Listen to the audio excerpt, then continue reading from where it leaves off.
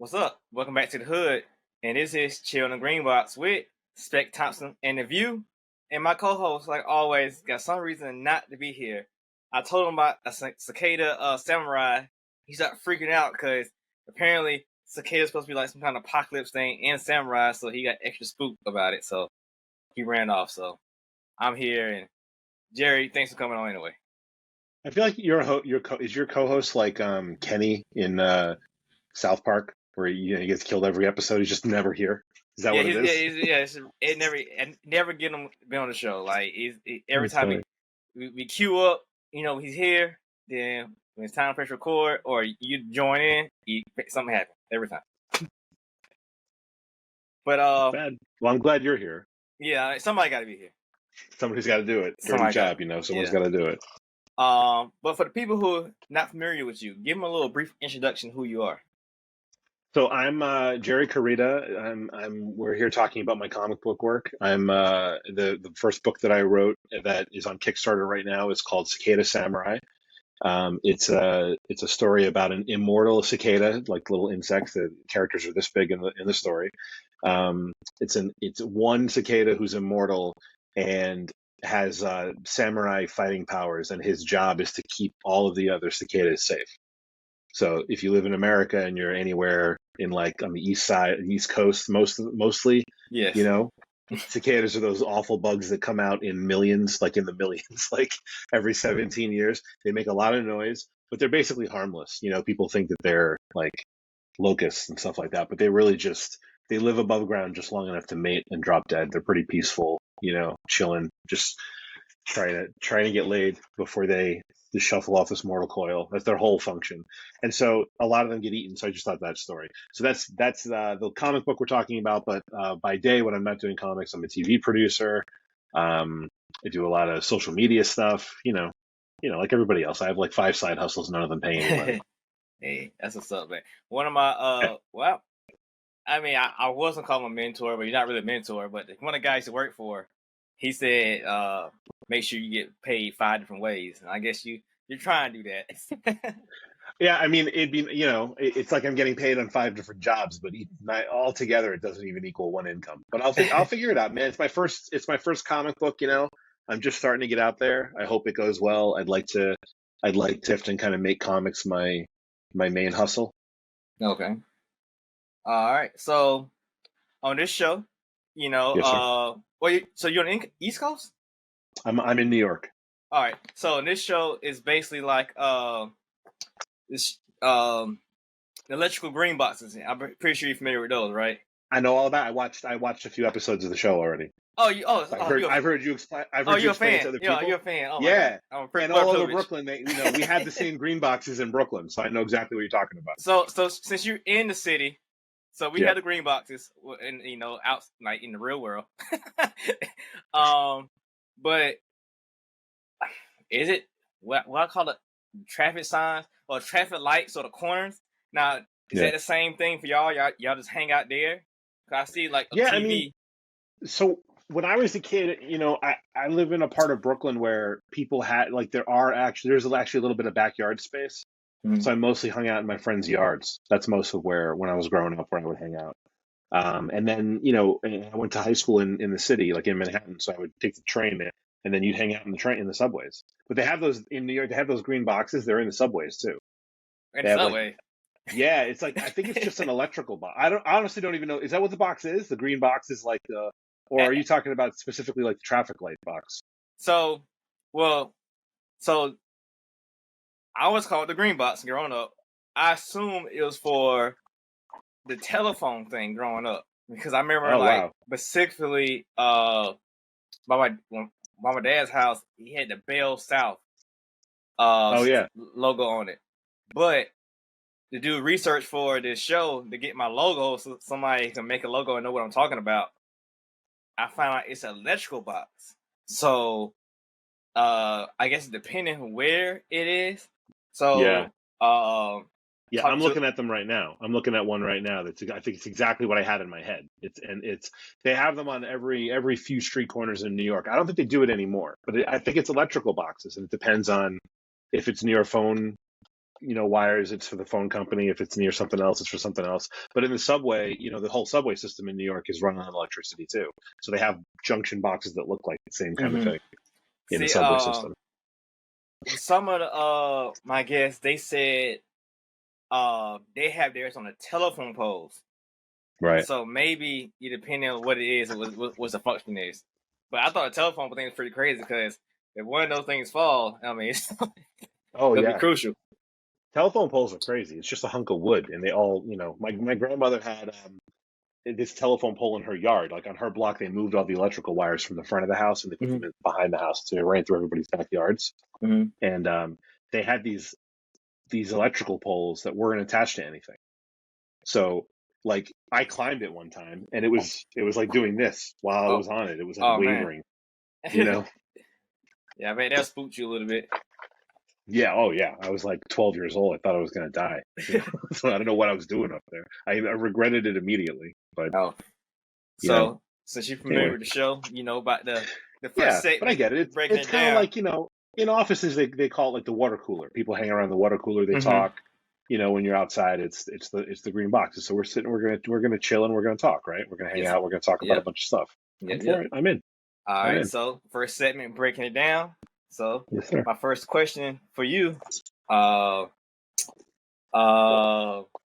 your best what's your best road trip story or experience, or worse, the ones you remember the most?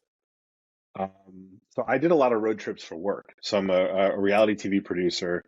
I had a really funny what's the your audience age group? Can I tell like some weird stories? I believe everybody probably born between the 80s and 90s. So adults. I'm saying it's not they're grown. Yeah. People cuss all the time. That's what I was worried about. I had a really weird. I did a road trip for a show, and we were in Kentucky, and we were on a tour bus for the show. It was people were like really their favorite movie moments, and so these two guys were doing. I think it was we were doing Coal Miner's Daughter, so it was like a country music story. So we're on this tour bus, and we stopped in this town, and the girl who was in the show was learning how to make country music with this guy in the town. And there was this woman whose job in East Kentucky was to make sure that when TV crews come through, they don't make people from East Kentucky like look bad. Like that's her whole job, was just to hang out on set and make sure, we weren't making it seem like everyone is a uneducated hillbilly, like that kind of thing, right? So that was the whole day. Was that we were in a dry county, so there were no bars or liquor stores. And then that night we went to a honky tonk, and everybody was blitzed. Everybody had like moonshine under their table. Everyone knew that everyone else was drunk. It was like a really weird, like bizarre, because everyone pretended it wasn't happening. It was very, very strange. And that same woman, her name was Nancy. I don't remember her last name, but her name was Nancy. She had a couple of drinks and then suddenly started trying really hard to get me to hook up with like some local girls who were way too young for me. And at one point, she actually said, verbatim, this is what she said. This is my favorite road trip story. This is what she said. We had the tour bus outside. So she goes, "You should take those girls out to the tour bus. I bet they ain't never fooled around on a bus that wasn't yellow." And I was like, what? Like, what just happened? Why? How did I end up in this town? So that was fun. I've done a lot of road trips. I drove once across the whole country with my sister. We started in LA.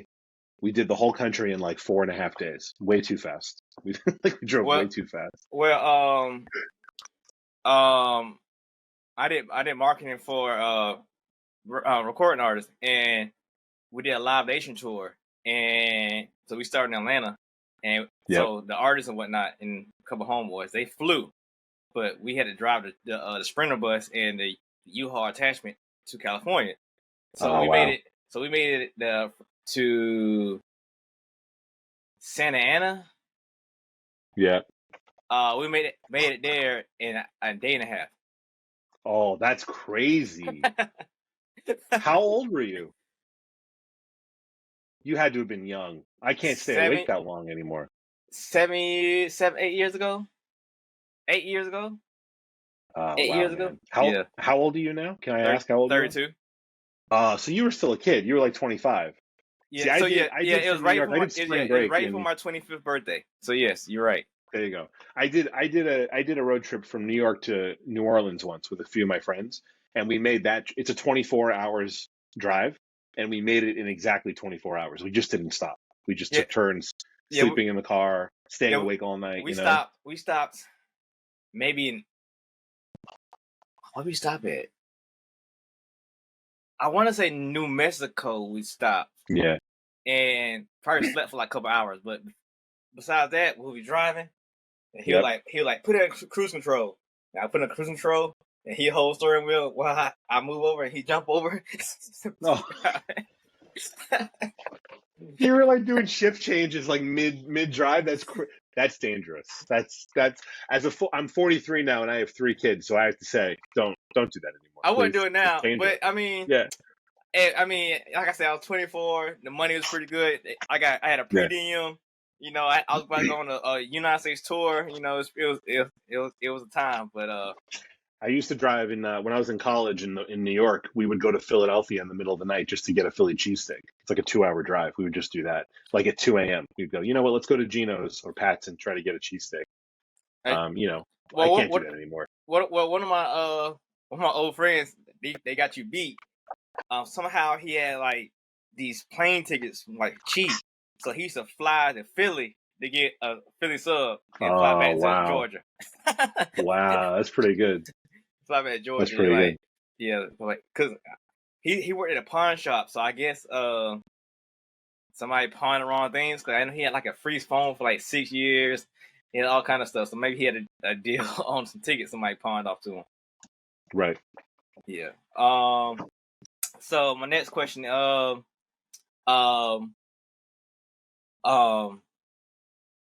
what would be your favorite '80s TV show theme song?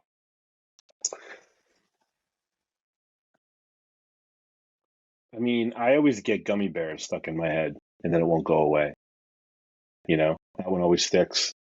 Um, it's all cartoons, all the Well, '80s, like. that's what you were watching back then. So I mean, Oh yeah, yeah, yeah, yeah. But Gummy Bears is a great, like, ridiculous, bouncy. It tells you the whole story, what the whole show's about. I used to love that. That's probably my favorite one out of all of okay. them. Um, I almost want to look a few up now just to see, like, trying to remember. yeah, it's a lot of them. I mean, that was the thing. That was what make them shows memorable. Was the theme song. Right. Nowadays these shows don't have them. Like I'm watching. What the hell am I watching? Maybe the Disney Plus shows. They're literally just the Yeah. title thing, then boom, the show. Like, Yeah, they do just a title resolve. Oh, the Ninja Turtles one from the '80s was really good, right? That was a really yep, good one. yeah, Captain Planet too. Yeah, I used to love Voltron, but I don't remember the theme song really. It's just music. Yeah, it was just music, right? There wasn't really a song. But yeah, I remember. That's why I remember Gummy Bears. Just Gummy Bears bouncing here and there and Now everywhere. you're the first person in my show that brought up Gummy Bears. So, was the Gummy Bears TV show and Candy related or no? I don't think so. I mean, I think they might have used the name, but I don't think it had anything to do with the candy. They were all different sizes. They just looked like Disney bears, and they would bounce. Like they were kind of like remember Tigger from Winnie the Pooh? How Yes. he was like the wonderful things about Tigger is Tigger's a wonderful thing. The tops are made out of rubber, the bottoms are made out of spring, so he would bounce. They would do that. They would drink gummy berry juice like Popeye would eat spinach, and they would suddenly have like superpowers where they just bounced a lot. That was like No. their whole superpower. They would suddenly just be like bounce around the screen and escape, get out of Oh danger man. or whatever. But so maybe that was like gummy bears are kind of rubbery. Maybe there was like a connection there, but I don't think it was ever like to endorse. Which is weird because almost everything in the '80s was selling something, right? Like He-Man Yeah. was just a toy company. Yep. He-Man was just Hasbro, I think, just selling toys. That was mainly what it was. Yeah. The Thundercats theme was pretty rocking too, if I remember correctly. You don't remember correctly. I don't. It wasn't. Oh, it wasn't rocking. Okay. It was just Lionel saying Thundercats. You might No, be but like right. There were We no like rock and lyrics. roll. Yeah, I just meant it was like Oh yeah, a yeah, metal. yeah, yeah. It was like some kind of a metal song or something. What's sad? They remade. Well, they did it 3 times now, but they remade Thundercats, and it was Yeah, an anime related TV show, and they had made Silverhawks, uh, I used to Thundercats, love and Silverhawks. the water one. I never watched the water one. Never knew about it, but they made all Yeah, 3 of them worlds in the same world. So I was like, oh, that's dope because I already knew that the villain was the same villain anyway. Like Momra, then Montstar was like the yeah, same yeah. dude. Yeah, but yeah. I'm watching this. I have the Thundercats theme on over here now as I'm like hearing it, like Thunder, hallelujah. Yeah, there is actually lyrics. Oh, there was. Thundercats are on the move. Oh, Yeah, it's okay, a whole okay, thing. okay. Yeah. Um. And then So, like Inspector Gadget always got stuck in my head too. yep, that's a good I one. had like I had a couple of crushes when I was very little on cartoon characters. So I had a crush on Penny from Inspector Gadget's daughter. Mm-hmm. You know, I had a crush on her as like a 6-year-old or something. I guess it was age appropriate. I guess. Yeah, it was okay. It was Yeah, nothing wrong with that. You know, when you're yeah. 6. Somehow who's supposed to be on a school bus. Right. Yes. Yes. So next question. You're in a gauntlet. Yes. I guess Olympic Coliseum gauntlet, whatever. Whole bunch of tools you can use and whatnot. So, what if you see one item there? What would be your weapon of choice you picking up to use to try to win the gauntlet? A gauntlet is like a battle, like a fight. Yeah.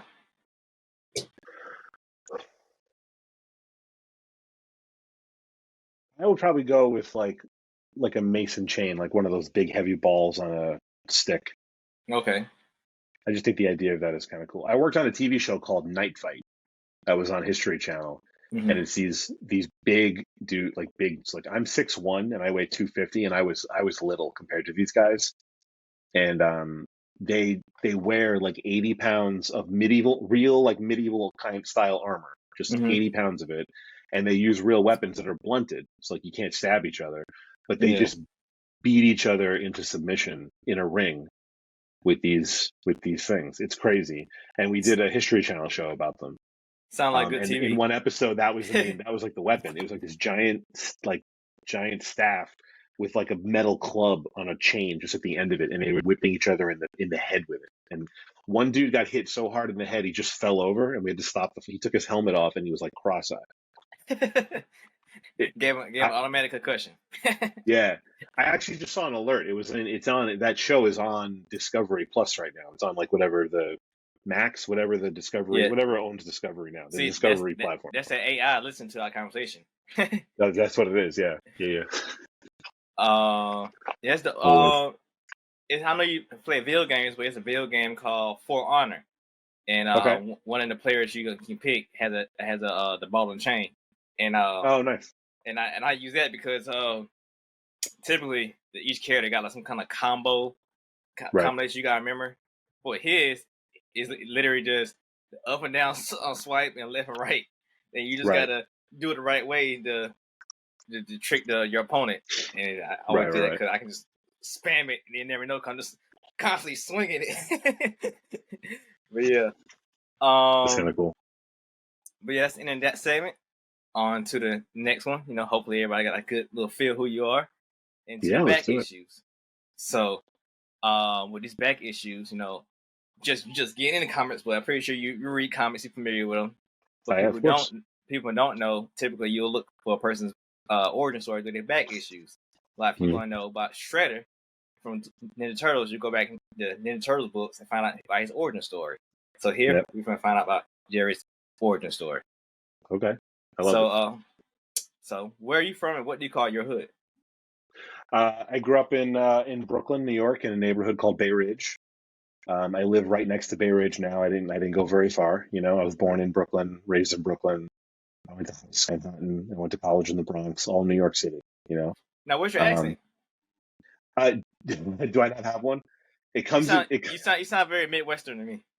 Oh, really? That's funny. It comes and goes. If I talk to like my brother or my dad, it comes out. I become a little bit more, Hey, Christopher, look what's going on over here? You know, I become a little bit more Brooklyn. It kind of bubbles up. Yeah, I heard that about New Yorkers a lot. That like when maybe because you're on TV and you travel, uh, Maybe. a term they use is code switch. So since you like in I guess work mode, you talking the proper way. When you go around your family, you switch up to. Yeah, you know what? I also, I tend to, I do this, before I did this for a living, like when I was in college, my college roommate for 4 years was from Buffalo, and that is a Midwest accent. It's a lot more like, you sound more like you're from Ohio than from New York if you're from Hmm. Buffalo, New York. And after a little while talking to him, I would sound like him. You know, by the end of this conversation, I'm going to sound like you. I just start to like, I start to like sound whoever I'm talking to, sound like whoever I'm talking to. Okay. I don't know why I do that. It just is like it gets into my ear, and then now I talk that way. It's just strange. It's not intentional, Hmm. but yeah, I think in high school I started to learn how to like have a neutral accent. You know, like for a little while I wanted to be on TV. I wanted to be a stand-up comic. My mom thought I might go into like news, Hmm. and like anchors on TV news all have like a neutral language accent. So I think Yeah. I worked on that a little bit, and kind of it sticks. So when I'm talking about work, I tone down the Brooklyn, but it bubbles up from time to time. Okay. Okay. Okay. You yell Uh, if you're driving past me on the street and you yell at me, you'll hear it. I You bet. know, um. Um. So, what music? Got what artist or a song got you liking music or got you liking that type of music? I like anything, man. I like anything that's good. Like I don't really have like a genre. When I was a kid, I used to really like old rock and roll. I was very into Elvis. I was very into the Beatles when very young. And then I had a phase in high school where I just listened to nothing but like Led Zeppelin on a loop on my headphones. I had Hmm. like a little Discman, on the subway, Hmm. and like a book that was like this big, like a binder just filled with CDs of like various Led Zeppelin recordings. It was like all Led Zeppelin though. Um, and then later other stuff. Like I listen to anything. My kids are now into like Taylor Swift and Olivia Rodrigo, so I have that whole driver's license song in my head all the time. It's a banger. I don't care what anybody says. Like I'll Hmm. defend it. Yeah, it's a great song. But anything. I'm into. I'll listen to anything if it's good, if it's entertaining. Okay. Okay. Pretty easy going about it. I'm not particular about my music. Okay. What comic book or comic related TV show got you to want to do a comic book or reading comics? So So the first comic book I ever read was The Walking Dead. I didn't Really? grow up reading comics. Yeah, I didn't grow up reading them. I Now, didn't what I made you didn't get pick into up that? comics. And all I all was things that. I know I was working on a TV show. I was working on Comic Book Men, and that was on AMC for a lot of years. That's the show about Kevin Smith's comic book shop in Jersey, in his Yeah. hometown in Red Bank, New Jersey. And all the guys on the show, we would be in the shop like for many hours every day, and they would just talk about comics all day and kind of geek culture stuff. And I got hooked just hanging around in the shop. And we were on AMC, and The Walking Dead was on AMC, and so that was the book that was around. I picked it up, I started reading, I got into it, and then. My cousin is a comic book writer, and around the same time, he started working for DC Comics. So I started reading all of his stuff and all the Batman, books. This is around the time of like the New 52, like right around Hmm. that time. So I read I started reading all the Batman books basically, and then I went back and started reading all the older stuff that I hadn't read. But the thing that got me hooked first was The Walking Dead, and I just thought it was kind of cool that it was, an ongoing story. Like when I was a kid, my thing was TV shows. I was more of a TV geek than a movie geek. Hmm. And I liked that it was serialized. Every week there was a new story, and you'd kind of continue, go on forever. And that's what I liked about The Walking Dead. You could make that book go on forever if you want to. It just can just keep going. You can change the stakes, bring in new characters, kill off people. It just keeps growing and going and going. But they Um, definitely doing that with the shows right now. oh yeah, I mean one of the main show ended, but now they're just trying to keep everybody alive forever. What they did spinoffs. It's like what 4 spinoffs? Yeah. Yeah, and they're still doing movies with Rick, right? I haven't seen one of those yet. See, that's what I don't understand. So uh, I know how long it takes to do movies, Yeah, and they barely have any special effects. So I don't know what taking so long with that movie. yeah. I think it's just a story. It's probably scheduling. It's a weird thing. They probably also needed to do other stuff first. So Like, what all does Andrew Lincoln do? What he do besides rape? nope, that you're not wrong. I have no idea. He might not be that busy. I don't know. I haven't seen him. They're not doing another sequel to Love Actually, so I don't know what he's doing with himself these days. Because I feel like he's just like what's the guy who plays Daredevil? Charlie somebody. I can't think of his name. Charlie Cox. Charlie Cox. Yeah. Charlie Cox thought he's gonna be hot shit, right after Daredevil, and he couldn't get a job for anything. Yeah, I mean, I don't know I don't know what he was into. Like sometimes these guys end up like they are more like theater actors, so they do work, but they're like in a show in New York, and you don't hear about them. Like Neil Patrick Harris, he was Doogie Howser all those years ago, Yeah. and then everyone's like he disappeared, and then he was on How I Met Your Mother, but like for that 15 years, he didn't disappear. He was on Broadway. He did a ton of Broadway shows. He just did a different kind of performance and just not the kind of thing that you'd see around the country. He had to come to New York to see it. So is that so is that livable? Oh yeah, if you're okay, a hit show. Let me rephrase that. So yes, it's livable for me and you, but somebody who's been in movies and TV, is it livable for them? I mean, it depends on who you are. If you're Neil Patrick Harris and you're doing Chicago, that's a big show, and you could be one of the stars of it. He did a show called Hedwig and the Angry Inch. He won a Tony for it. But Charlie Cox, I actually did a show called Geeking Out. That was Kevin Smith and Greg Grunberg interviewing people. They would interview like J.J. Abrams and all the people. And one of the interviews we did was in Brooklyn, and it was Charlie Cox. And I actually set up the interview on a rooftop because I was like, if we're going to interview Daredevil, we're doing it on the roof. And that's where we did it in Williamsburg, Brooklyn, with like the bridge in the background. It was beautiful. And Kevin just stood up there with Charlie Cox talking about Daredevil for a little while. He's actually a really big dude. He doesn't look like it on the show. Well, because he was standing next to She-Hulk, so she's tall anyway. No, that's true. That's true. Yeah. But but yeah, it's weird. I don't know why that Rick Grimes movie is taking so long. I don't know. Maybe they decided to make it a miniseries. I have no idea. It's weird though. You're right. Yeah, and I understand the lady who plays Michonne. I understand that because they're doing so much with her character in Marvel, and you can see, if you really watch the show, you can see where she's going to go film other things because her character just randomly just go and whatever. But since you just started reading comic books, but you say you're a TV show buff, so did you ever become a nerd or realize you was a nerd? No, I was I just was into TV nerd stuff. Like I was really into cartoons when I grew up. When I was like 10, 11, 12 years old, that's right when the X-Files started. Okay. So I was one of only maybe in my school, I was probably one of 3 kids who was watching the X-Files. Nobody was watching that show, no one my age. So I used to watch the X-Files. I used to watch one of my ones was I grew up watching Star Trek: The Next Generation with my mom. That was her favorite show. Oh, and so I watched that whole series with her, and I was 10 years old when I was doing that. So, back then that was like all the 10-year-olds were, worried about Michael Jordan and who's going to win the NBA championship. And that was like pretty much it. So like, I would be like, what do you guys think about that thing with Captain Reich? What about Picard? Like the way he made Beverly Crusher, shut up, nerd. Uncomfortable. Yeah, exactly. Like right away, like shut up, nerd, Absolutely. Yeah. Like, so I had that experience. I just wasn't about comics. It was about other stuff, Okay. And then, it was like 2012 or 2011 when I first started reading comics.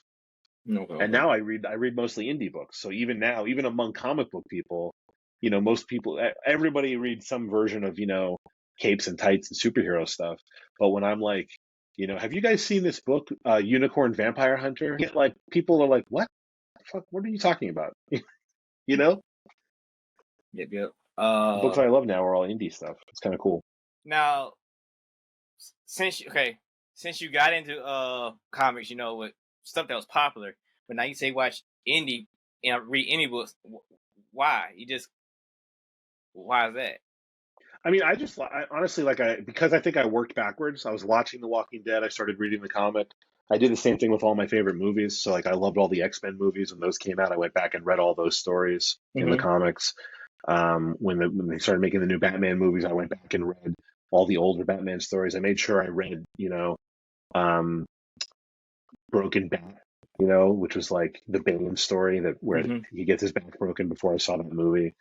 So I kind of worked my way backwards. Um, I'm sorry. What was the actual question? I got lost there. What made you want to read indie books versus keep reading like regular, Yeah, I guess, publisher books, yeah, like the like the Superman, Batman? superheroes. Yeah. So I love a good superhero story. I think because I read a lot of the older ones and like they do tend to kind of reset and start the story over again. So I like when they bring something new to it. Um, and everything in an indie comic is new. What I like about indie comics, I think, is I don't know anything going into it. I kind Oh, of okay. enjoy that. I just know that I like going in and being like, I don't know what this world is. I don't know who these characters are. I don't know if there's magic in this world. I don't know if you know. I'm reading a book called Bigfoot Knows Karate, which is another Kickstarter. It's Yeah, like yeah, a yeah, yeah, yeah. Sasquatch and it's like it's hilarious and awesome and like really really serious. It's very funny like reading it. But I like that. I like that kind of thing. I just like that kind of story. I think. Okay. I was here like, I guess people say give a different reason why they do it, but Yeah. your reason made sense to me why people would read indie comics. Most people say, "Oh, too much politics in the new comic books, blah blah." But it's just the same Yeah. politics in the other one too, so it don't really matter. So like, I mean, yeah. Also, there's only politics in it if you bring that. If you come into it with your politics and you want to disagree with something, you're going to find something to be mad at in anything you read or watch or whatever. I just like a good story. As long yeah, as the story is story, I don't care if it's about Superman or about a cicada who knows samurai fighting powers or like about Ninja Turtle. I don't care. It's like whatever. You know. Um, I just like a good story. Just tell me a good story. Make me laugh. Make me cry. I don't care. I don't care what your politics are. all right. Understandable, understandable. Well, moving on to I my know people next. like to complain about that. People do like to complain about that, though. Yeah, I mean, I see it, but it don't ruin my reading experience. Like, only Right. thing that really like hit me, I was reading X Factor, Okay. one of the X-Men teams, and it was pushing the gay thing like really really hard, and I was like, Right. man, like come on, it was unnecessary. It was like super unnecessary. Like, Yeah. um, Yeah. I mean, like again, I always look at that as like, I mean, the whole story is always kind of unnecessary, So like, it just is whatever the writer wants to bring to it, whatever the artist wants to bring to it. mhm. That's how they see it, how they see the story. So I don't get at it. It just everything in the story doesn't have to click with me. But as long as it's a good story and like, yeah, you don't want to feel like you're being taught a lesson when you're reading it. You want to feel like you're just there having fun. And so everyone's kind of line for where that is going to be in a different place. Yep, yep. All right, so the next segment, hotkeys. For people who don't know what hotkeys are, they're key issues in comic books that you want to collect that are worth some money. Like when a new writer get on, new artist, or a new character get introduced, or nowadays, storyline becomes a TV show. And as well, music is special buttons on a turntable that DJ press to cue up songs or sounds to get the party rocking during certain points, at the event. So in this segment, we got questions that I asked him ahead of time to give me, and questions I formulate throughout the show. I ask Okay. so people can take something from the show as highlights. So Okay. going forward, I got a lot. Bring it Let's on. go. Let's go with your family member. Your Okay. family member is James Tynion. Uh, Correct. so um, how was how did it feel? Okay, is he a close family member? Yes. So how did it feel that he actually wrote these great Batman stories? Like, I know he probably writing beforehand, but for Yeah. actually write, oh my god, he wrote Batman. Like, how was Right. that whole thing go down at Thanksgiving? Um, it's it's funny because we do Christmas at his family's house usually, Hmm. and Thanksgiving at my family's house. My mom, his dad and my mom are brother and sister. Okay, So, okay. and he lives in Brooklyn too. So I see him, every couple of weeks. We or every couple of months we hang out. We make sure to hang out. I got nothing but pride in my little cousin. You know, he's a good bit younger than me. He's been very successful. He's very good at what he does. He did grow up reading tons of comics. That was like his one of his geek things. I think he loved comics and horror movies growing up. So he's the something to kill the children, right? That's him, right? Something's Killing the Children. The big ones are Something in the Children, The Nice House on the Lake, World Tree is the new one. World Tree. And right before World Tree, the other big one was Department of Truth. Department of Truth. Yeah. And if you read every one of those is like a totally different world. Like sometimes you can kind of feel the writer. It's like they stay in the same genre, but every one of his books is like a different, Something is Killing the Children is like the closest thing to like a superhero story you can tell without being with DC or Marvel, That main character is like a superhero fighting monsters, basically, See, I the title, was also catchy, but oh yeah. I just I'm not reading any books, but I try to get to them when they catch me. And those are the books that they kept getting thrown at me. Like, what? So one is reseller locally. He sold the first volume to me. I haven't read it yet, but you should, man. It is incredibly like I'm trying to think of the way to explain it. It's like expertly paced, It's like watching a really fun TV show. It's like when did you ever watch Lost when that was on? No, but I watched Heroes. Heroes did the same thing. So Heroes would do the same thing where, it's like an action-packed episode, right? And then it always would end on like a cliffhanger, something that would make you want to keep reading as you were going, and then you can't put it down. And he does that in that book, like it's amazing, right? It's a really great series. I think he's like 4 or 5 volumes in now. Okay. I'm halfway through the new one, but it's great. So he did that, and then something. The Nice House on the Lake is like a more of a slow burn, psychological, strange horror story, but it's a lot more psychological. It's not an action story at all. It's much more like psychological horror. Like it's super fucking creepy and scary. And Department of Truth is like somewhere in the middle. There's like it's more of like a weird, like conspiracy theory kind of a book. But what I like, so when he started writing, he was doing short stories in DC. He was working for Snyder, who I think he had been in a workshop with Scott when he was in college, and he was doing like the backstories. You know how they'll do like a short story in the back of Batman sometimes. So I think the first thing he did there was he was writing those when Scott was doing Batman, and the first time he did like New York Comic Con, I helped carry his banner thing and set him up. He had I think he had one indie book at the time. It was either The Woods or Wind. I think it was The Woods at Boom Studios. But I'm nothing but, I'm super proud of him. And he blew up. He, while he was doing Batman, he was really smart, and he launched a couple of his own indie books at the same time. So he was already he very quickly became like one of the most popular writers on the shelf. Is he the wedding? The one had did a Catwoman Batman wedding? That's his storyline, right? I don't remember now, actually. Well, you don't have to look it up. I'm just throwing that, but yeah, because I want to say he got me back reading Batman. Yeah, but I'm not sure.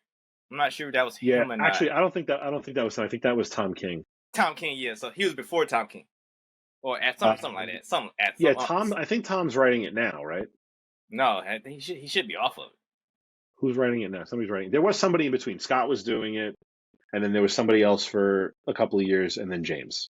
And James did it for I think 3 or 4 years, 5 years maybe. Yeah, his claim was probably the longest modern running of Batman. I think. Was it? Yeah. Yeah, he was there for a while, and he did a bunch of the other books too. He was doing like Justice League Dark and like. Yeah. Scott did a long run too. Scott was there for a long time. Yeah. Anyway, but so while he was doing it, he launched other stuff. But I got nothing but pride in that, and like he's been super successful, and he did a lot of that like building of his career when I had nothing to do with comics. I was up until 2 years ago, I was a fan, I was a reader, and not a creator. And I started working with some buddies of mine who started a comic book company called Blue Juice Comics about 2 years ago. And then I just decided this year to launch my own imprint, my own comic book company, and start writing my own books. So how do you feel when you say, "Hey man, I'm writing my own book"? I mean, he's been great. He's been like really supportive, you know, and like he'll look at if I send him stuff, he'll look at it.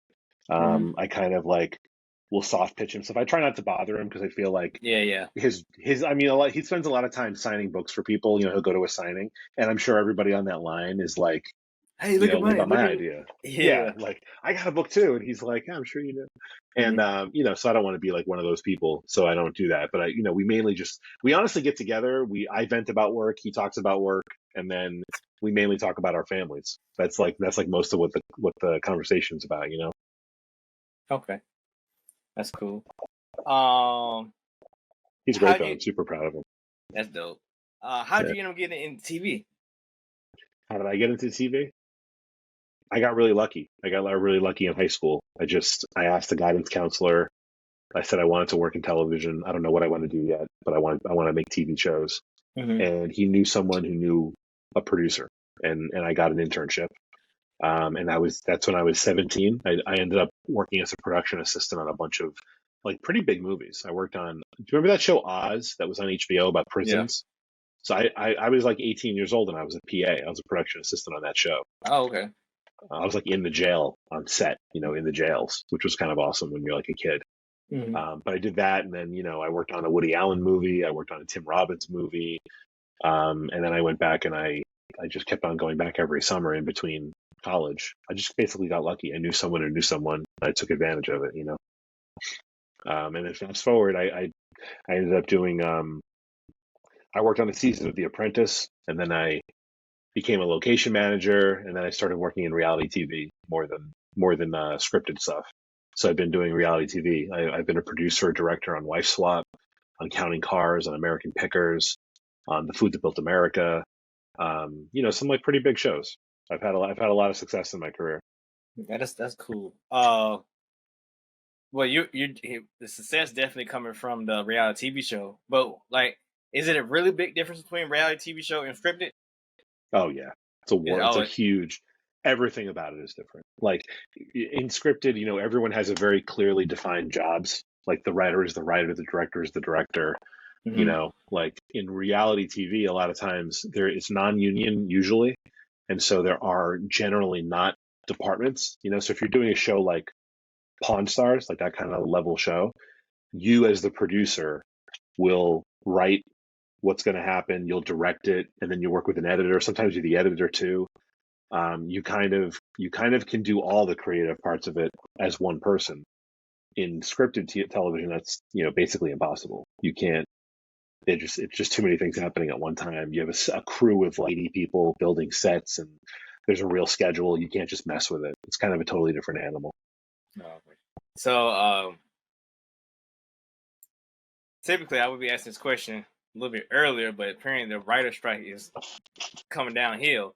So, Yeah. two-part question: is a writer strike really hurt the reality TV show, or did it strengthen it, or how did it go? I mean, last time I think the story was that it helped reality Hmm. TV. Like, I think it happened in 2000. I want to say it was 2007 or 2008, and there was a long break because of the writer's strike, and there was this kind of sense that like networks bought more big reality shows to kind of fill the schedule. This time, I don't think that really happened, and like the whole industry is kind of in a weird place now. A lot of different, you know, a lot of different companies, big companies that own a bunch of channels, have been just combining into these big giant, mega companies. So Hmm. like Disney, for example, owns ESPN, ABC. They also own like, I mean, everything geek related. What don't they own? They own the Muppets. They own the Simpsons. They own Marvel. They own Star Wars. Like, and they own all the outlets where you can watch that stuff. They own Hulu. They own ABC. They own the Disney Channel. They own ESPN. It's like a weird thing. And then you have another company, Warner, which bought or merged with Discovery recently. So Discovery Channel, TLC, the Learn, like, DIY, all of those are owned by the same company that owns like TNT and TBS and Warner Brothers Studios. It's like all one company now. Hmm. So it's been a little weird lately. A lot of reality shows are, TV ratings are all in the toilet all the way across the board. Everyone's like knows how to get people to watch normal TV anymore. So it's a little bit of a weird a weird time.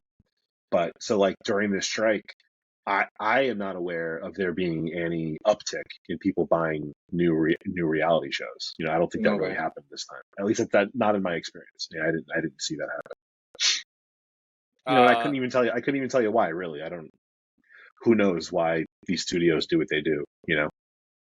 so like reality TV when they say that, I think of like I don't know, like Bad Girls Club or The Yeah. Bachelor and stuff like that. But when you naming shows like Pawn Stars and stuff like that, I didn't consider that reality TV. So is it just general? Anything that's like not scripted is reality TV, or is it Yeah. The term that people actually use more often than not now is unscripted, and okay? everything falls in unscripted. If you do a game show, or you do Pawn Stars, or you do like a documentary like Storm Chasers, one of those shows, they consider all of that to basically be unscripted. Okay. And then people specialize. Like some people only ever do game shows, only ever do Hmm. shiny black floor celebrities, interviews and stuff like that, or talk shows. But all of that is kind of falls under a big umbrella of unscripted stuff. Okay. Okay. But like my career is weird. Like a lot of people will do. I know a lot of people who only do shows for Bravo, for example. Like all they Hmm. do is Housewives. That's all they've ever done. That's all they'll ever do is those kinds of shows. And they get kind of pigeonholed. They do that one thing. That's the person you call to do. You want to do a new Housewives show. This is the person you call. And I kind of never did that. I did a lot of 1, 2 seasons of a show, and then I would move on to something else just to kind of keep myself creative, so you don't kind of fall into a rut. So I did a barbecue competition show. I did, like I said, night fighting competition show. I did American Pickers, which is like a very standard reality show, buying and selling American, items that they find in junk stores and stuff. I did like the Food That Built America is almost kind of a scripted show. It's a hybrid. They do like recreations. I'm writing right now on a true crime show. So it's like all over the map, and then Comic Book Men and Geeking Out, which was basically a talk show. Like I've done every kind of weird thing that you can think of that falls under that umbrella of like unscripted. So I've been Now, lucky because I'm constantly using a different part of my creative mind. You know what I mean? I've been very lucky. I heard stories how Pawn Star works and Mm. Storage Wars, but like American Pickers. Now with something like that, you just film everything, or we going here to get this. I mean, you kind of do both. Okay. The truth is, you always kind of do both. You have a certain amount of time that you spend on American Pickers. They call it freestyling, where you just kind of hit the road for a day and you knock on some doors and see what you get. You But pick the you best all, ones, you edit. yes, Okay. but you also have, a casting person who's looking for people with collections of cool stuff. Okay. So you have a guarantee that you're going to get a couple of things that are cool. But you're also spending half your time just knocking on doors and seeing what you get, and sometimes you get the coolest stuff that way. So you kind of do a little bit of both, and I do that on almost everything is a little bit of that. It's like I like to treat reality TV like improv. It's like you kind of know where it has to go. In Pawn Stars, eventually they're going to have a negotiation, and either Rick's going to buy the thing or not. Mhm. But everything that kind of leads up to that, you kind of improv. Throw out some ideas, see what sticks, see what works, have some fun. Everyone talking. If it's a drama show, you kind of throw out a few things for them to talk about, hope they pick a fight, and Mhm. then as soon as you have all the things you need to make a fun scene, you kind of let them naturally how to figure out how to end it. Yeah. But Working with artists, whatever. I spent a lot of time in Atlanta, yep. and one of the You're right artists, outside of Atlanta, right? Aren't yeah, you in 2 hours like? from it. Yep. Oh, cool. I spent a lot of Uh. time in Atlanta. I was in Marietta for a show recently. Okay. Okay. Yeah, I know Yeah. exactly where it's at. Yep. Um. So I work I work under Waka Flocka, the rapper. Yep. I was part of his company, so I was at an event, and at the time he was on Love and Hip Hop, and we had to sign the waivers and all that because we could be used, and it was crazy. A skit, I guess I call it a skit. It's a skit. So they wanted to do an interaction between these two people, Right. but they couldn't get the angle right. Right. So you can tell the celebrities were getting irritated because they got to keep doing this interaction that they already either was mad about or faking it or Right. whatever. But now they irritated, so they juiced it up, and they did it for like at least 30 minutes. Then Right. when the actual episode came out, it probably was like 15 seconds of that whole ordeal. And some of the celebrities that was there didn't even make the cameo for the event. Let's say it was an art exhibit party. It was weird. We was at like a random venue. They turned to an art exhibit, but then they also had people performing at the art exhibit too. So it was it was wild. But some of the celebrities didn't make a cameo in the show. I was like, man, did all that filming and they didn't do nothing because it was like a whole day. I mean, that's what, on a show like that. That's what happens. Like anything that's about, like, my sister's a producer on Teen Moms sometimes, and it's the same kind of show where you're following like a real story. You're following someone's life for a while, and you kind of have to, like, okay, we're filming this. We have to film it in a certain way. You kind of have to make them do things over and over again. It's not real because you're just making them repeat things a lot.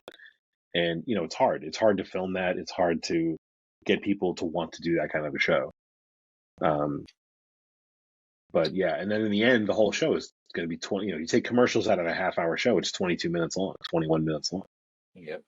So, you spend like 2 days shooting, you got 20 hours of footage, and you got to turn it into like 22 minutes. Now, most of what happens is not going to be on TV. Yep. Going to your book, your Kickstarter, Yes, sir.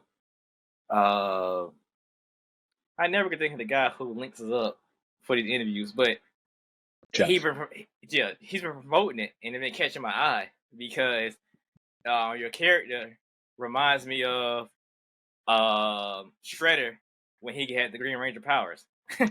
Oh, that's funny.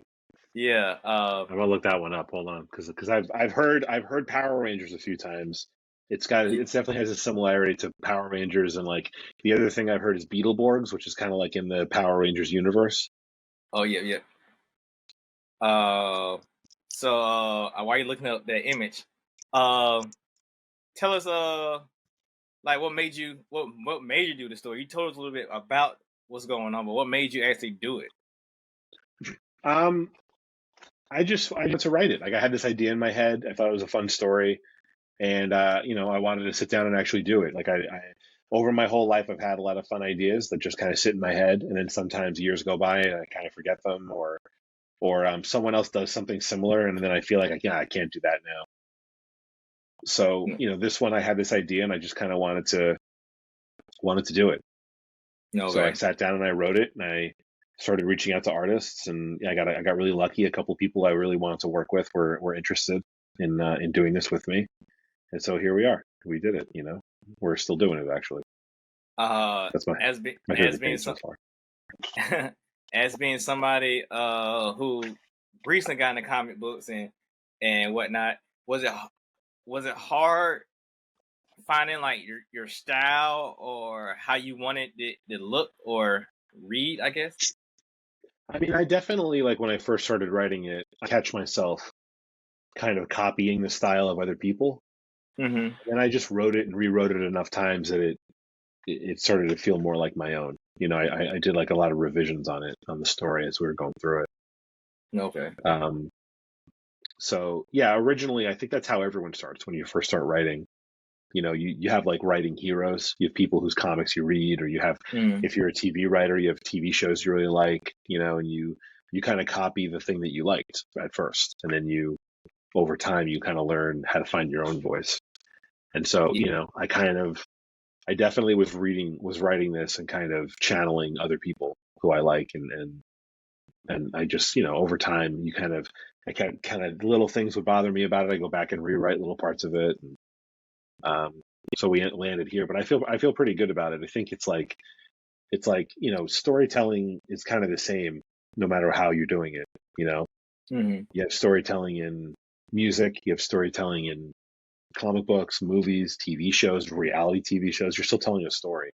And so as long as you kind of have those elements, surprise me a little bit, have some fun, a beginning, a middle, an end, an arc, kind of like the character goes on a little bit of a journey and something changes. So that's what I was going for here. And this is actually just a short story. This one's 10 pages of story. I'm going to print the book at 24 pages, so everyone will get a 24-page copy. But it's 10 pages of story, and then some pages of pinups. People like artists, up and coming artists, are working right now on their own versions of the character. I actually today posted a bunch, a few, so a couple of people have already been doing it. And then I'm gonna include some of the behind the scenes stuff, like some script pages and some pencils and inks and colored pages before the lettering was done. So, just going back, you said so. This Yeah. Kickstarter is for the 10-page one, or Yes. all right. So, how will we be able to get that 24 you just spoke of? Well, 20 so it's a 10-page story, but it's going to be in a 24-page book. The rest of the pages is going to be other material. Oh, okay. I get you now. Yeah, so it's the same Kickstarter. And then so what I'm doing is I'm doing this one. I'm going to use this. I'm trying to use it as like the way Kickstarter was meant to be used originally. Where you'd have an idea, you'd try to get people to support it, and then you take the one version of it that you can make, you go out and you pitch it, and you try and sell it. So what I'm basically doing here is I wanted to I wanted to get some really good artists. I wanted to help fund that. And then I'm going to take the short story and use it to pitch this as a longer story to some publishers, see how that goes. And then I may come back to Kickstarter with it in a few months with, what I would do then is publish double issues. So when I have a 6-issue story, normal floppies are like 22, 24 pages, something like that. I would print it as 44 or 48 pages. So double issues. So this way, the next one isn't a 10-page short story. It's a double-sized full comic. All right. See, nobody ever told me that. Nobody ever told me, hey, this is what you should do, because that makes sense, because I done got some Kickstarter books that they have like fantastic cover art. Right. And inside, be black and white. So I'm like, huh? But doing it your way makes sense, because it's only that little sample, I guess. Then they pitch that to a company. Then they get the extra books. Right. My way. Yeah, we're doing full color all the way through from the beginning. I'm going to be publishing another book that we're doing in black and white, but it's on purpose. The artist is a guy named Les Lyndon Garner. He's really talented, and his inks were so good that we were like, why don't we do like an ink on it and see how it looks? And he went through and kind of shaded it so that it feels like it's meant to be black and white. It's not just a comic that we didn't do the colors yet. You know what I mean? I think that happens a lot. Is it grayscale? Yeah, it's kind of grayscale, but like an ink wash. So it's got like shading and stuff. So it looks like it's meant to be black and white. And the inks are so lush and like beautiful that we just decided that. So we're going to do that for Kickstarter, so that it's a different collectible. We want people to have something they can't get in stores later, and we want to support comic book stores by making sure whatever we're selling in the comic book store has not already been sold on Kickstarter. We want to make sure everyone kind of has their own exclusive version of these things. All right, that's cool. But yeah, like the story to me was very important. So I didn't want to do you do a lot of Kickstarter. You could sell a lot of Kickstarter books with just sexy covers. If I had put like a Cicada Samurai on the cover with big boobs, I'd sell so many copies. Yeah. But I didn't want to do that. I wanted it to be more about the story. So, we kept it kind of limited who I talked to about covers, and I just really talked to people that really wanted to work. I got really lucky. People said yes. Yeah, I had a friend in this comic books, and he tested that theory out. He made like a vague Kickstarter account, and he just made it. I don't know the name. I just make a name. Let's say it's called "Sexy Plumber Girls," sisters or whatever. Because the Mario movie had came out, so he made 2 girls as wore green and red with the hats and overalls. But it looked like they're supposed to be Mario and Luigi, and that's it. And everything else had nothing to do with Mario at all. And he made all kind of money off of it. He's like, that's crazy. So I'm looking at it right now. I think I'm looking at it right now. Super Plumber Sisters. Yeah. Yeah, and it's a red overalls and green overalls, and they're and then there's a bunch of like topless covers, and Yeah. he raised $20,000. Yeah. Yeah, I mean you can do that. The thing is, this looks like a fun story too, but like a lot of times it's just selling covers, and you can do that. If that's some people like it's art. People like to collect art, Mhm. and there's a handful of artists that if you're willing to dig deep into your pockets, that you can have them do your book, you're guaranteed to raise at least $20,000. You could raise a lot more. You see, I'm not. See, that's what it hurt. See, once I finish, I got like one more issue of my book to finish, and I'm gonna do like a full volume of it. Then I go really Right. pay like a real expensive artist to do the cover for that volume. But I'm coming out of my pocket and doing my books and whatever. Then Kickstarter. So Right. like dropping like $600 on the artist to do a cover, and then it just a B cover. Then somebody Yeah. has to pick it. Yes, like so I get 5 people to pick it. That's not gonna cover the $600. So like, Right. I so I've mean, been. like I said though, if you depending on like I'm looking at this hit your friend's Kickstarter, right? Mhm. So the A cover where the two girls are dressed, they're wearing clothes, 285 people bought that cover for $10. And then you scroll down a little bit, and this is why this happens. It's like you scroll down a little bit, it's like 10 people bought this one, 25 people bought that one. These are all the ones where they're clothed. And then you get down to where everyone's naked, and like 40 people bought one for $40.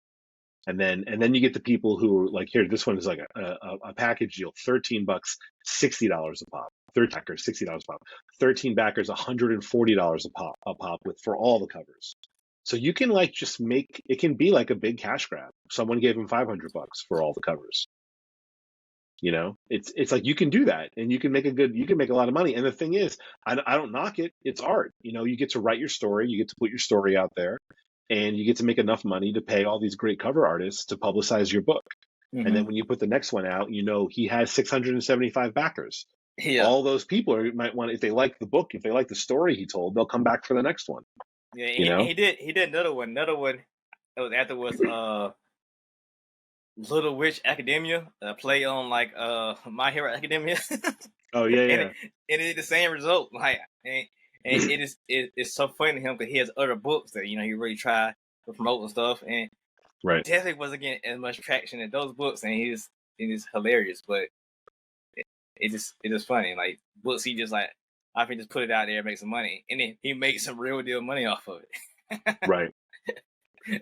Is your friend? Is it Tyler? Tyler Carpenter? Is that your Charlie buddy? Carpenter, yes, him. Yeah, I'm looking at his. He's got like he made his own a separate profile for the sexy book. Yeah, I told you, yeah.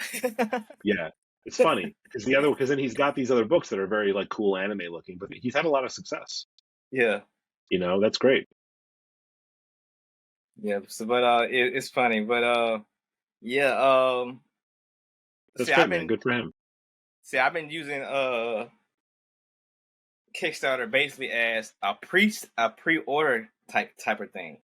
Right. Uh, I mean, that's what uh, it is. That's what it's become. I keep saying, I have a couple of friends who are in comics who are really against Kickstarter. They're really against the whole concept. oh yeah, And yeah, and it's kind of like it's a shame because I think the first couple of comic book people who were on here were using it the way like Kickstarter was originally like if you had an idea for a design for a belt buckle or some tech gadget or something like that. Like the original like hoverboards, were uh-huh. on something like Kickstarter. And you have all these designs, but it costs money to make a prototype. So you do a Kickstarter to raise money to build a prototype.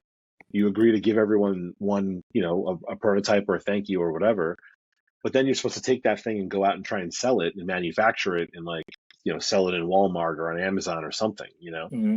The comics thing started that way where people were like, I'm going to come on here, I'm going to do a short, I'm going to try and pitch it to studios. The thing is, it's hard to find these indie comics like your buddies, the girl with the mega fists 1 through 4. I'm not going to find that in my local comic shop. Yeah, That might be a great story, but it's hard for somebody like me, like you, like your buddy, to just start up a book and then get it into stores. There's a lot of barriers to do that, unless you're publishing with like a big indie publisher. If you're trying to do it yourself, it's impossible. So Kickstarter is just kind of like there's an audience out there who wants that kind of book. They want like really truly independent comics.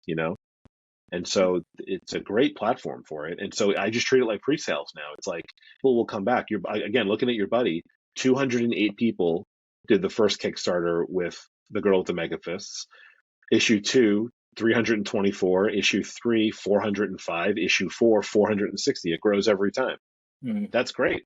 That's great for him, you know, and that's great for them. All those people who come back each time, and it keeps a growing audience. Those are all new comic book readers. Those are all people who are not getting that book, you know, the traditional way. And then one of the things I want to always do is take that book and then publish it and put it in stores. Like I want to, your buddy has proven that there's an audience who wants this book. Mm-hmm. So, you know, there's a way now to pivot and like publish it and put it in stores. And so people all over the country, all over the world can get their hands on it.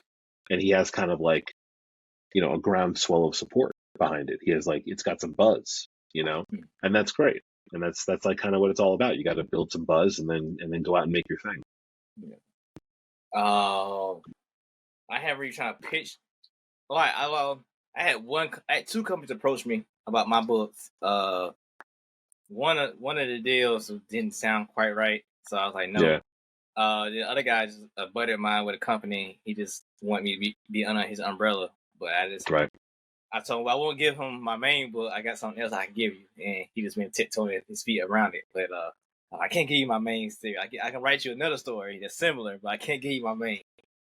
Right. But I don't know. I don't know if I would pitch it to a company just for that extra benefit. I don't know yet.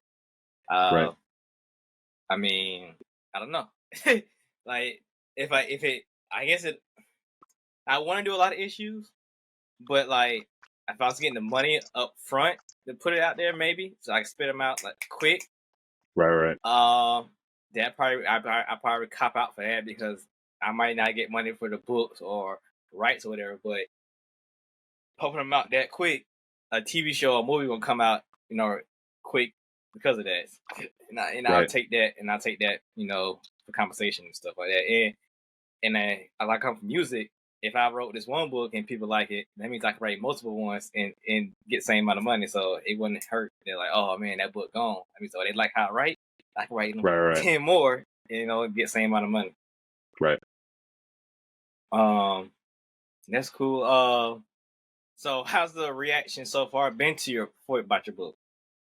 I mean, I've gotten nothing but like positive support. I've had a couple people, you know, you get a couple people online who will just like say like some people have wished it was going to be a longer book. It's only 10 pages. Mm-hmm. You know, but I'm just getting started. And I didn't want to come out of pocket to do 24 pages of something if I didn't know yet if people were going to like it. And so the reaction has been pretty good. And anyone I've let read the script has been pretty positive, you know, and supportive and said nice things too. So, you know, I feel pretty good about it right now. And when people get it and they actually read it and see the finished product, if they're into it, I'm definitely going to do more. And I'll be much more willing now into my pocket and kind of produce a bigger complete book, a complete story. You know, not that this isn't complete, it's a complete story. It's just a short, you know. But the reaction so far has been great. You know, the art is really nice. I got to work with some really good artists, and everyone's really been like supportive of it. So I'm very happy. I'm very happy with where I am. I hit my funding goal in, you know, just over 3 days. Yeah, that's great. I hit my number pretty quickly. You know, that's not bad for my first time. That's my first time out doing this. Mm-hmm. So, you know, I'm getting enough attention. You know, I've learned some things. I'll do some things differently on the next one. But it's been good so far. It's been a good experience and like really positive and supportive, and I'm excited about doing more. And by doing more, what type of more stories you think about doing? So this one is a pretty violent kind of you know, anime influenced look to it, and it's kind of an adult story, and it's not sexy at all, but it's an adult story about like parenting. You know, it's one adult basically who's immortal. He's the only person with any life experience, and he's trying to keep a bunch of teenagers alive.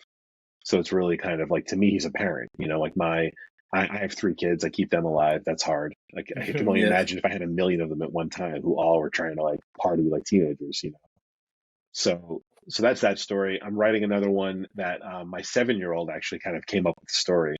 It's called The Grizzly Crew, and it's a pirate story where the pirate ship is all the pirates are bears on this one ship, and they're called the Grizzly Crew.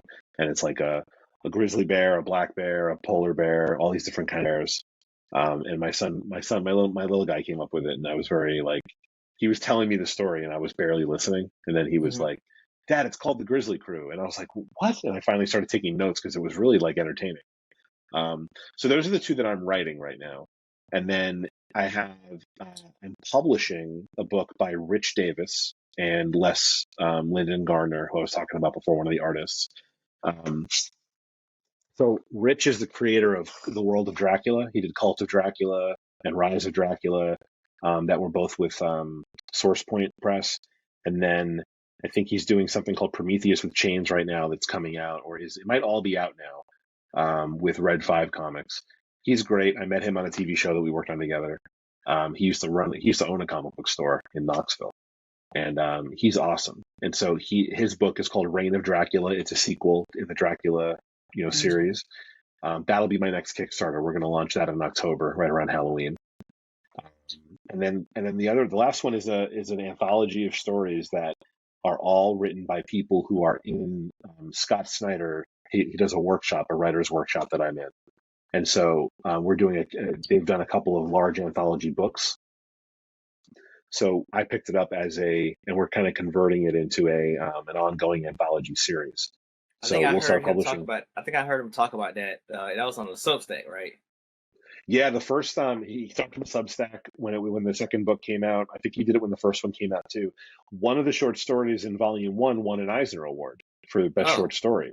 Yeah, a story called The Beekeeper's Due, which we went over in class a few months before. Like he had, one of the students like submitted it, and he'll like go through students' work in the class, and then the story won an Eisner Award. So we're my publisher, Thorny Comics, is gonna publish it as an ongoing series. So it'll be kind of a way for anyone in his class to continually publish their stuff, and have oh, somewhere to go. We actually opened up for submissions last week. I've already got 12 stories to read, and so the first one we'll do that Kickstarter in February or January. I don't want to do anything during the holidays. It's like a dead time on Kickstarter, I'm told. all right. So that's all people who was in a workshop doing submissions, or you did an open submission online? No, it's all going to be people who are in the workshop. The idea is, because he's been really supportive of the whole thing. Like you said, he mentioned it in the Substack. He's very happy to lend his name to it. When he has time, he looks at the stories and he gets feedback. Mm-hmm. They did a tier on the last one where he signed some of the copies, so his name is on it. He's affiliated with it. Okay. So I wouldn't want to open it up to just anybody. I want it to be people who are actively engaged with him and learning from him and kind of taking his lessons and applying them to their work. That's kind of the whole idea. All right. Cool. Cool. That's cool. That's cool. Yeah. So that's fun. And that's the next like 6 months of my life. So from there, I don't know what happens next. If everyone likes everything we're doing, we'll just keep doing more.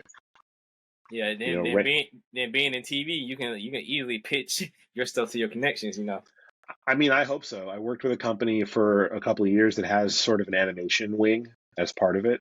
And so a couple of these stories I definitely want to pitch. Like I think Grizzly Crew idea would be a fun kids cartoon. I think that'd be a Mm. really fun kids cartoon. Um, Cicada Samurai is a little bit more of like an adult animation. That's kind of a harder sell, I think. But I would love to. I would love to. Actually, one of the first ways I got to know Rich with Cult of Dracula was we were pitching his Cult of Dracula story as a TV series. So like, it's not impossible to try and get a few of these on TV or streaming or something. But Okay. we'll see. Okay. All right. But the goal is to make good stories and good comics. That's like the main goal. Yep. That's If true. none of them become TV series, that's fine.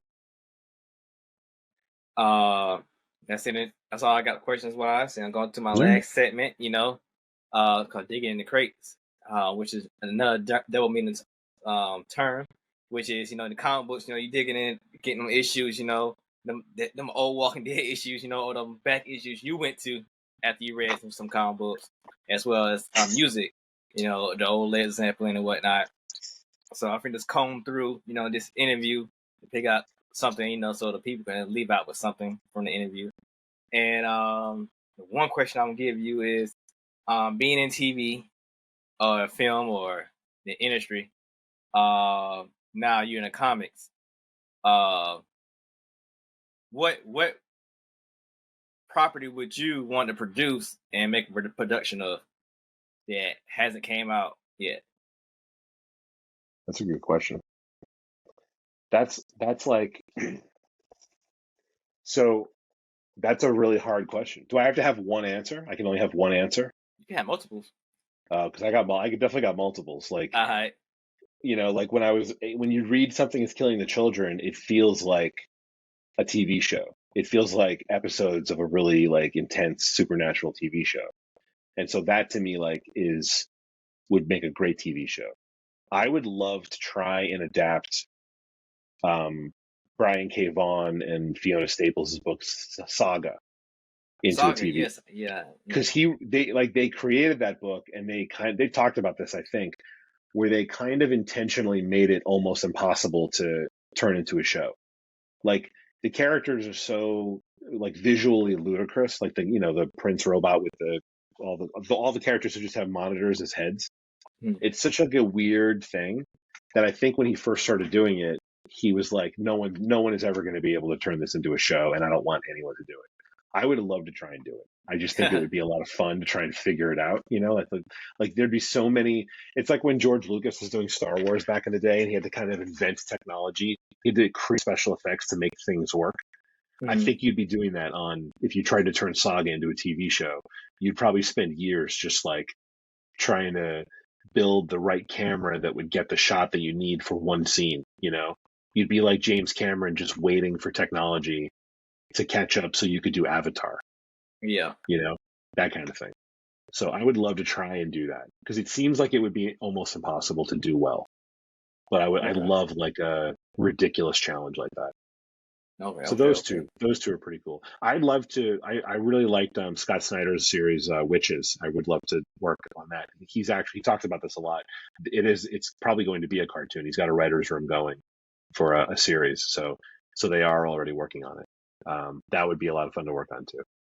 But yeah, I think Something is Killing the Children would be like a fun action horror series. It would be like working on early Supernatural or something like that. You know, like that would be a lot of fun.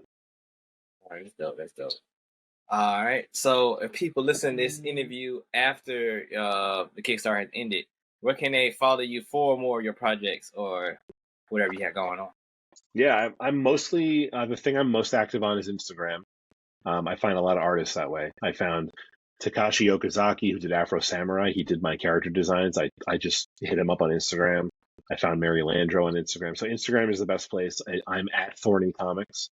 Thorny like a rose has a thorn. At Thorny Comics on Instagram. I'm at Thorny Comics on Twitter.